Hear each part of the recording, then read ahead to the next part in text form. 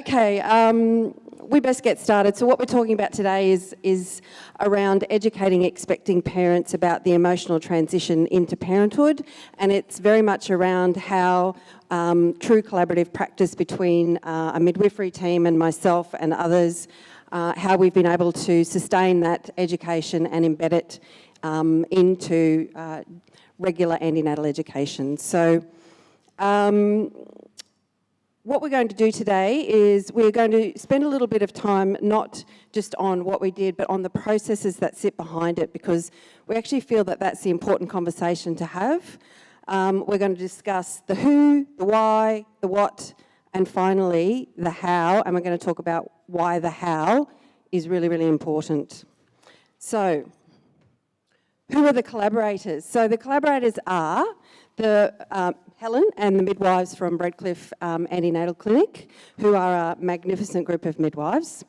The perinatal mental health nurse team, and they are the Brisbane North mental health nurse team, also fantastic people. And consumers and peers, and I am here representing the voice of consumers and peers. We've got on the slide there, and I'm sure most of you are quite familiar with the roles of consumers and consumer reps. But I thought it would be important to talk a little bit more about what is peer support and what is peer work for those who are unfamiliar with that. It's quite common in the mental health space, less common in other parts of health. So peer support is really about two people connecting on an authentic level with shared experiences so that that person feels less alone. And a peer worker uses peer support, and they can be in a very informal environment, it can be one-on-one, or it can be in a group environment. Yes? Right. I wish Dr. Favarden was in here, because I feel like I didn't know he was going to say what he said, if anyone was here listening to him. But this, I think, this picture of a dog and an orangutan very much demonstrates what he was talking about. So perhaps it's not just that we don't need to be concerned about people from different cultures not being able to connect. Perhaps we can agree that even different species can connect. So this picture demonstrates that a dog and an orangutan are comforting each other. So it doesn't matter what your background is, if there's a shared experience and you are able to connect at that authentic level, there's real comfort in that. And so that's what that picture is representing there. And as you can see, peer support is based on approximately 8 underlying principles. I don't want to spend too much time going into that, but just the key things to remember is that there is no expert when it comes to peer support. And in fact, a really good peer support worker, it takes a lot of effort to not be the expert. So that's actually the goal of a peer support worker, is having expertise in not being the expert. So it's about getting rid of all of those preconceived ideas, assumptions and judgments. Oh,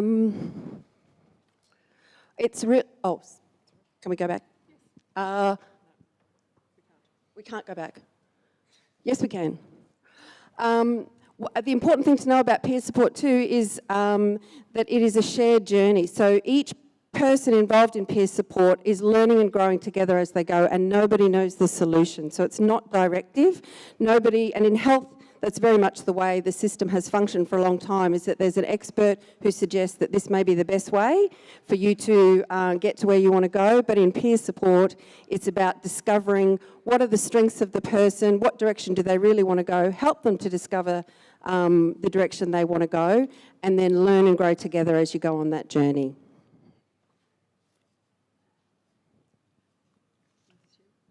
Oh, still me. Okay.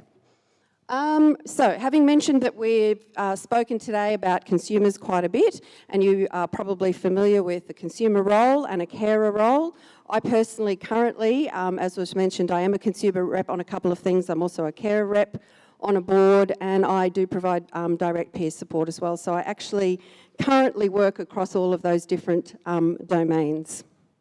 So traditionally, consumers, carers and peers can be involved in direct patient support, as in peer support work. They can also be involved in organisational engagement. They can also be involved in consultation around policy development, let's hope. And They also can be used to help educate clinicians, both undergraduate and postgraduate. What we've done here, our initiative, is a new initiative. It's using peers with a lived experience, and it's using consumers sharing their personal story in a different way, because what we do is we use that in general population education. So it's not educating clinicians, this is educating general population, and in our context it's expecting parents. So because it's a new realm of work, we've decided to call it the perinatal peer educator. So here you are, here's the first one you've ever seen. A perinatal peer educator. That's us in action, just the other week, actually. Now it's Helen's turn. Okay. Sorry. Now we're going to talk about the why in this process. Okay. So just to sort of provide some context around how this initiative evolved.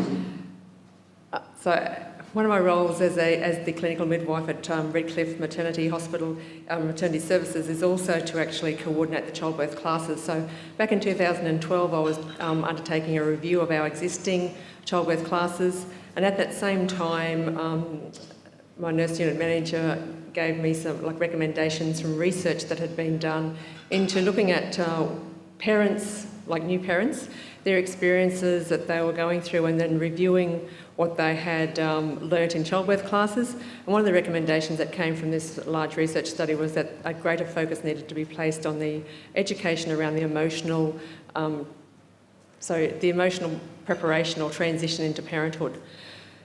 At the same time, Joyce Vanderham, she was the first perinatal mental health nurse for Metro North. She came on board and she joined us at Redcliffe Hospital. And it was really a matter of, as that middle slide says, it was the right place and the right time. So we actually had a conversation around this identified need of doing something about educating people better around perinatal mental illness and preparing them better for parenthood. And Joyce had already met and collaborated with actually Deb, and she understood Deb's lived experience, and she understood the value that including Deb in education would actually bring to that domain. So we sat around a table, and the three of us spoke about how we could best do that. And together, we thought that we could provide something greater than the sum of the parts. So that's how the evolution of this emotional preparation for parenthood class came about. So it was very much a collaborative development. And we entitled it The Emotional Preparation for Parenthood, and it was originally a 3-hour standalone session that expected parents could book into as part of one of the classes that they could attend to in the whole sort of scheme of childbirth and parenting education at Redcliffe Hospital. So just to, this next slide, I just want to talk a little bit more about why there was this need to actually focus more greatly on perinatal mental illness. So I may be speaking to the converted here, but just to provide you some statistics around this. So I'm not sure if you're aware that suicide is the leading cause of indirect maternal death in Queensland, and that 16% of women will experience postnatal depression, 10% of women will experience antenatal depression, and of the depression that's been identified postnatally, in about 40% of those cases, that actually commences antenatally in women. 10% of men will also experience postnatal depression. And in the case when a mother has severe postnatal depression, 40% of their partners will also develop postnatal depression. And despite improved community attitudes to perinatal mental illness, self-stigma is definitely a barrier that remains in actually seeking help. And I've also I've already previously referred to the last point that there was evidence needing a greater focus on this information. Okay, I'm having issues. Oops, sorry.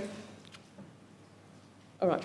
Okay, so this slide discusses the what. So what do we actually cover in our emotional preparation for parenthood session? We focus, it's very much actually, we engage with the parents and we actually encourage them to engage and to ask questions. We provide a safe space for them And in creating that safe space, they certainly open up and ask lots of questions, and they give us lots of feedback as well. But we actually also, we initially have a conversation with them about, what does emotional wellbeing mean? And we then use a model called the wellness illness model. And this is a model that we actually refer to a number of times throughout the session. And it just sort of identifies how on the mental illness spectrum, like you can be, go from no mental illness to severe mental illness, and then in your emotional wellbeing model, that acts as you can actually be flourishing, doing really well, or emotionally you can actually feeling really lagging and not doing so well. So that model sort of informs, I guess, a bit of a framework for our conversation. We focus initially on the normal transition to parenthood, and we talk about baby blues and what that means, what that looks like, how you can provide support to your partner if they're going through baby blues, and then we progress into actually having conversation around perinatal mental illness. We focus largely on depression and anxiety, and in that conversation, we ask the expected parents, their thoughts around, the statistics around these common mental illnesses, and also go through risks and protective factors, and also importantly the signs and symptoms. Debbie shares her story, and we refer to that as storytelling, and then we provide the expected parents with some tools around seeking help and accepting and providing help. And we do that through some awesome acting ability of Deb and I through a couple of role plays, but that really highlights what the message.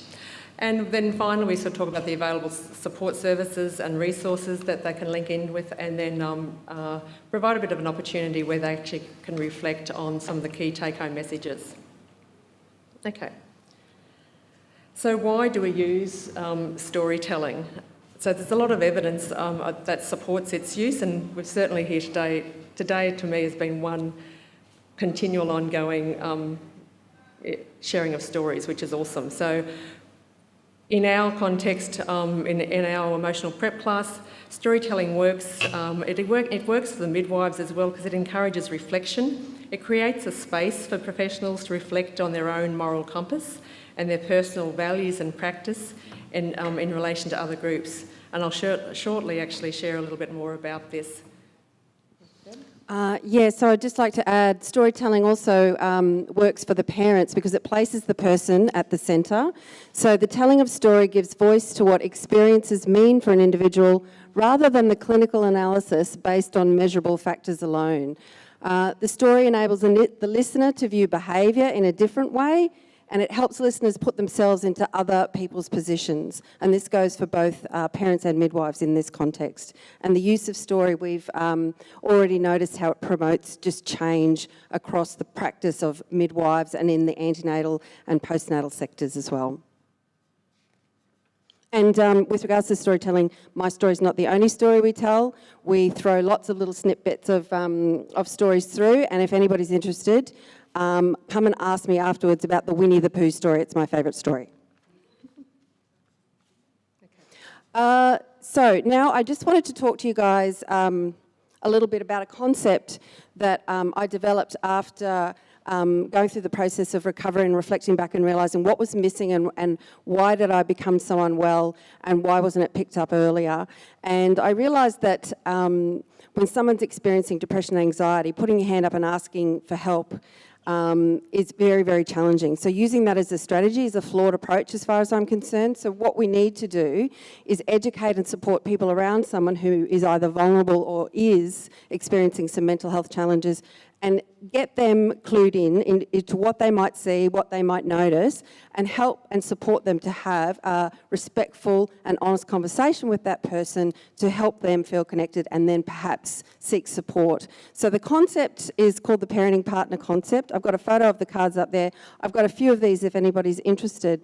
But in our class, what we do is we suggest to all of the expecting parents, and this is mum, dad, partner support person, to identify a couple of other support people that they feel they can trust, ask them if they'd be willing to become a parenting partner for them, and then have conversation around how they're going to stay in touch about how they're feeling, not their physical experience, not whether they've got a sore back and, their boobs are really sore and they've got hemorrhoids. Not that.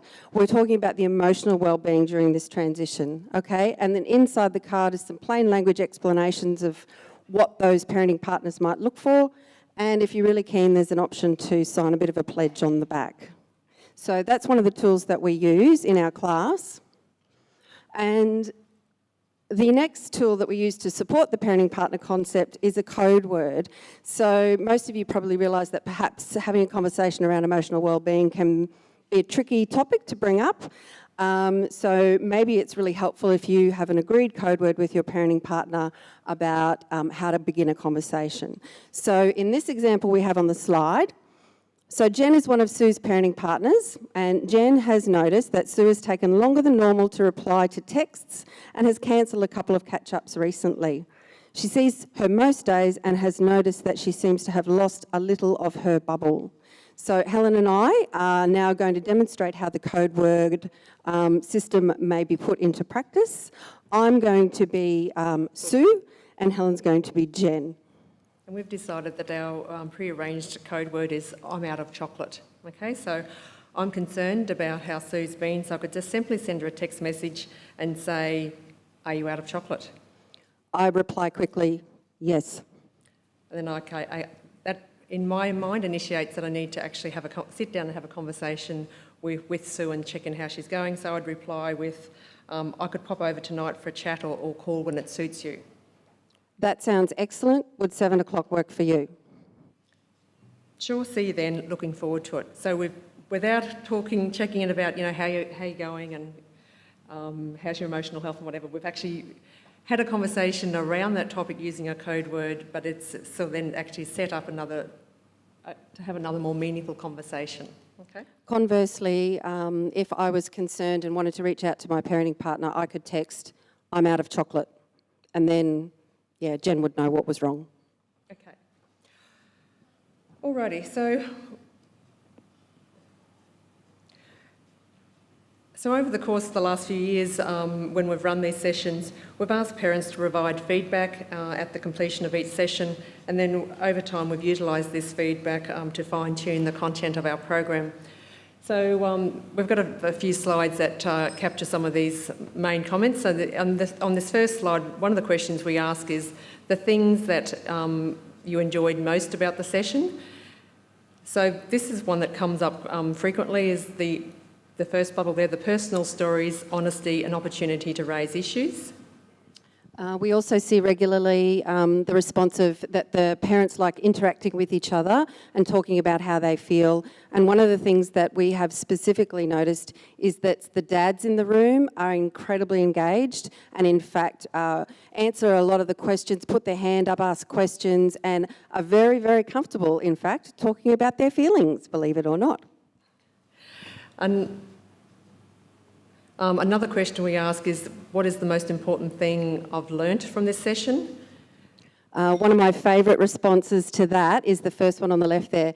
To sit in the rubble with my wife and let her vent and unwind from her everyday new life. Like another comment that I like is, it's sort of taught them to, be able to reach out to someone you can trust, to open up about your feelings, don't feel isolated, and people will help me.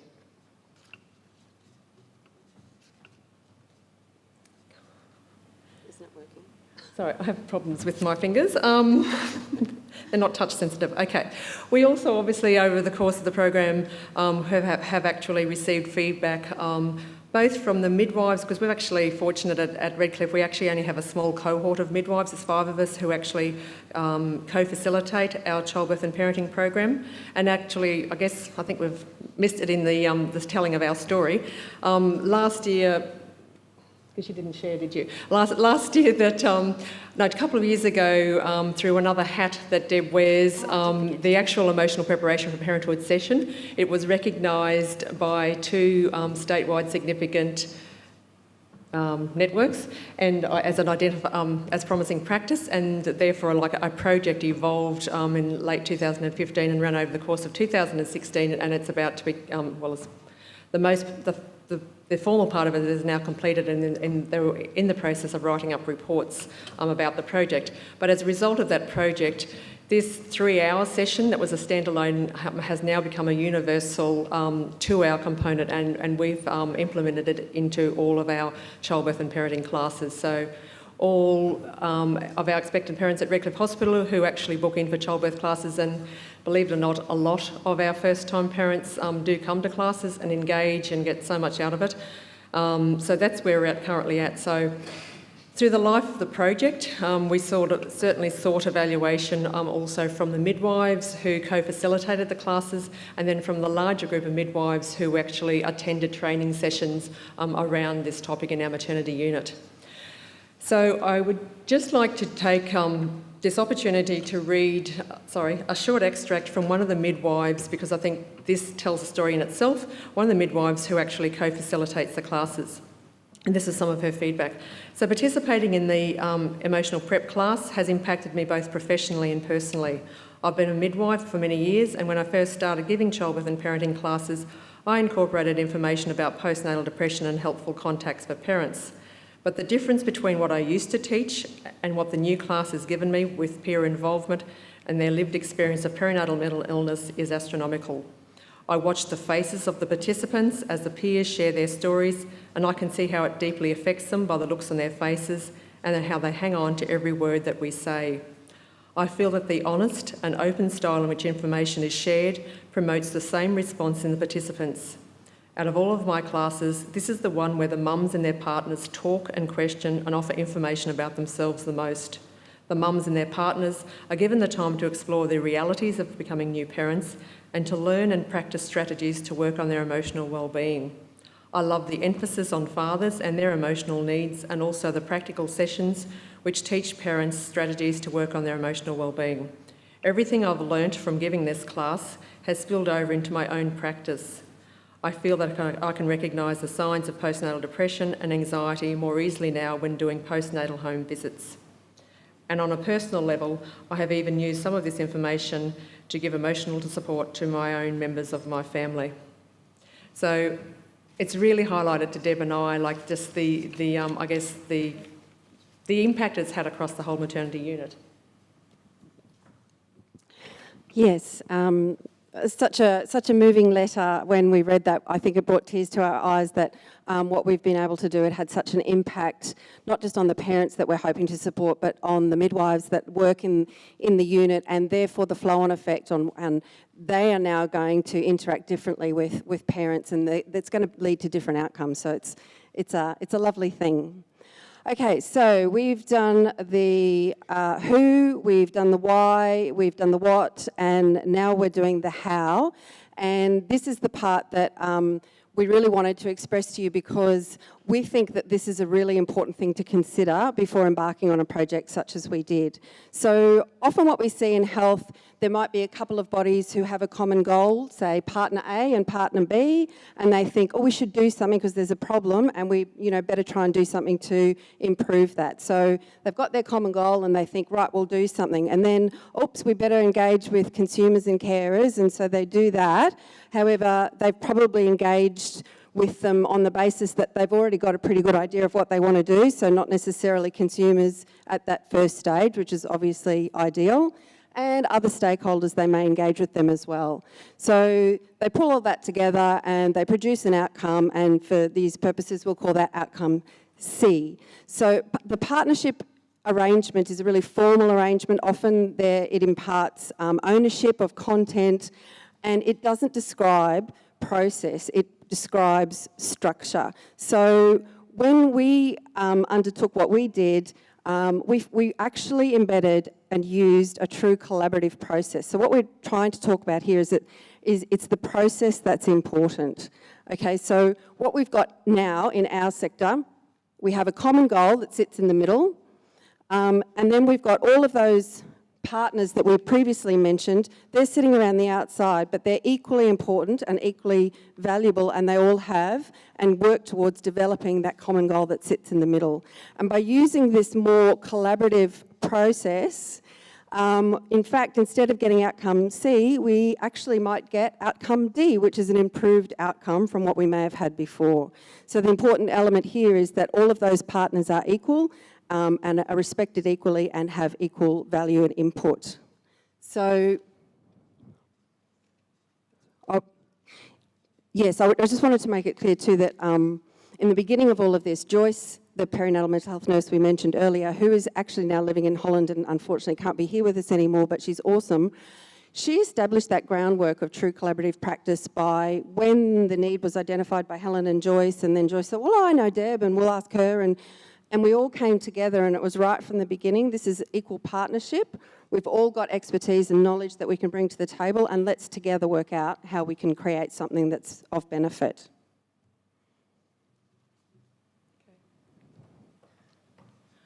All right, so we just want a little to explore this a collaborative relationship a little bit more closely. So Deb and I, in actually preparation, for this presentation over the last sort of few weeks, we've actually spent some time on reflecting back on really what and why has it worked so well for us in this collaborative relationship. And we realised when we did one of those little value exercises that our values are very closely aligned.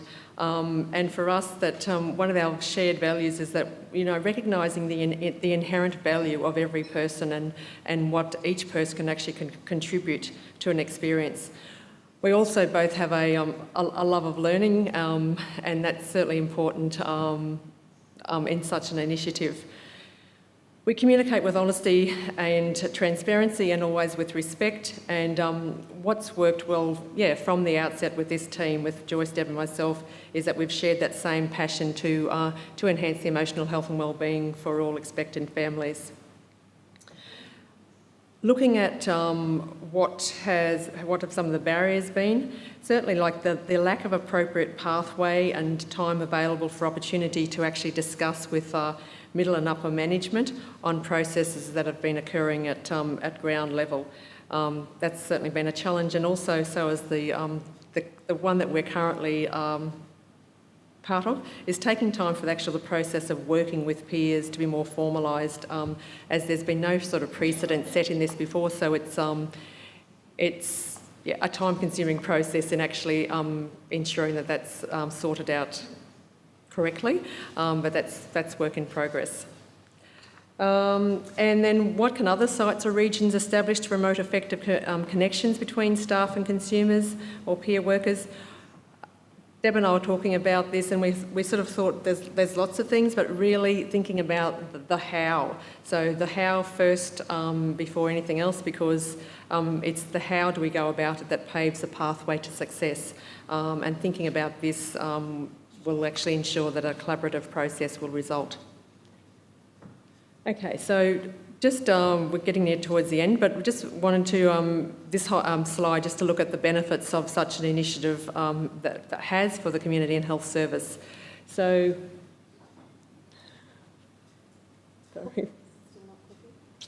sorry, okay. No, it's just my fingers. Okay, so it has many great benefits, particularly for midwives, including certainly, as from the letter before that I read out, it certainly has increased empathy for parents, and it's certainly improved our communication skills with all expected parents, and also increased connections to other supports. The impacts for the peer workforce. I feel like there's a potential for a new realm of work for peer workers now, and not just sharing their story, but being engaged in an education environment and developing their education skills is another great opportunity for them. And also for mums who may have had a hard time, re-entry into the workforce sometimes can be daunting and difficult, but if they're re-entering into the workforce in a space that they've got some experience and understanding around, it may open the doorway into the workforce, which is really important. Benefits for parents, definitely improved mental health literacy, and one of the big messages we have out of our class is we teach them to become their own early detectors of how they're feeling themselves and how each other is feeling. So we're placing in a step before clinical identification, and that's getting people hopefully to seek help at a much earlier stage. So it encourages that help seeking. So I just wanted to review, we talked about that collaborative process, but in this particular context and what we did, in the centre of our common goal was about the wellbeing of families, and in particular, the wellbeing of the relationships between all of the members of that family. And then the partners sit around the outside, as you can see. The slide doesn't depict it terribly clearly, but the important message about that slide is it's the relationship between those partners that sit around the outside that is more important than the expertise of each of those partners. So that speaks to how they collaborate, how do they communicate, how do they talk to each other, and developing strong relationships is ultimately going to lead to better outcomes. Okay, and for this model to work, just looking at it from an organisational viewpoint, management and executives certainly need to understand the model and its value and the benefit that it'll bring, and to embrace such initiatives as ours, and then also to drive the implementation of this model. And it's certainly a recommendation from the larger project that we've been involved, is that they're wanting to create this program to become sustainable and to roll it out into as many maternity services as possible throughout Queensland.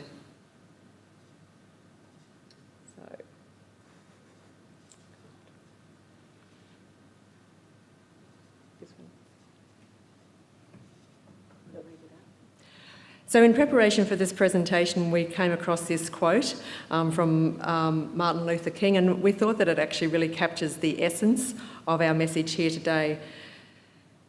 And let's read the middle part. Conscience asks the question, is it right? And there comes a time when one must take a position that is neither safe, politic, nor popular, but he must do it because conscience tells him it is right. And this is the challenge facing modern man, and I guess this is the challenge that is facing health services to engage more with consumers.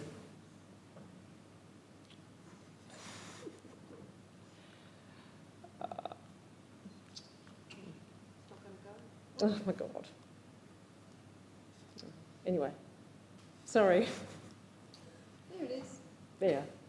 Okay. Do you want to finish off? Our recommendation is that organisations and services really reflect on their own processes for partnering, collaborating, engaging and consulting, and consider the importance of relationships and mutual respect. And we'd just like to acknowledge the Metro North Hospital and Health Service, in particular the Metro North Perinatal Mental Health Service, the maternity services at Redcliffe, and the Redcliffe Hospital Executive Team. And we'd also like to actually thank the families that have attended the emotional prep session over the last 5 years and have contributed to this class in such an open and enthusiastic way. And it's, I guess, the feedback that comes from them that's what drives us to continue and it certainly highlights the value of actually including this program into all standard childbirth classes. So thank you.